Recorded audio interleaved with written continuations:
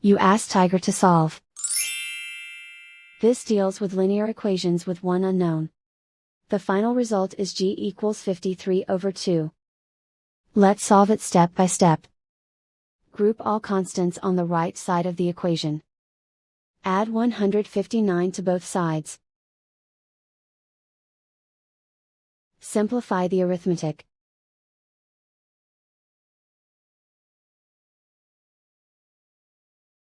Isolate the g.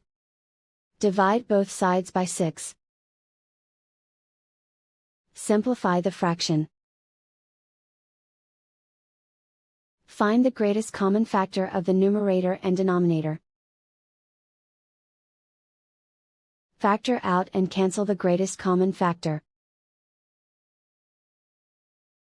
And so the final result is g equals 53/2.